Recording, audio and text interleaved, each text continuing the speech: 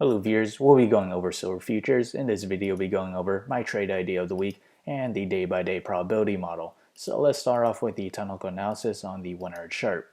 We remain in positive MACD, but we're seeing slight signs of it diverge, and we still are near overbought levels with the RSI.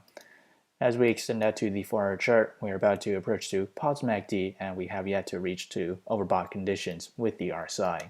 If we extend that once more onto the daily chart, we're currently resting right along the 100-day moving average, this orange line, and that is around a price of $24.41.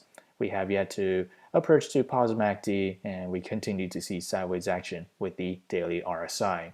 If we do move up higher, the next resistance will be where we made the highs back in November 6th at around a price of $25.98. However, if we do reverse, the support will be where we made the lows back in October 29th at around a price of $22.68.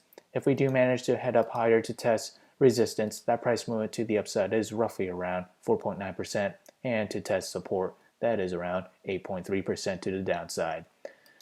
And for the trade idea of the week, I'll be trading SLV, and my position size would be less than 1% of my portfolio. My long entry will be at $22.06, and which is this range right there.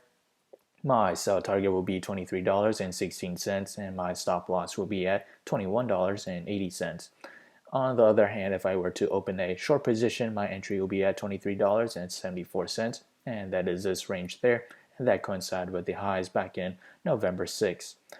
As for the target, that is at $22.32, and my stop loss will be at $24.02. So whichever entry were to hit first, that will be my position of the week. So how did I develop these trade ideas? It all comes from the day-by-day probability model, which is available in the link below, so do check it out. As we progress to the 5th day or week of trading, we have a 31% chance for a decline between 0 to 3.7%.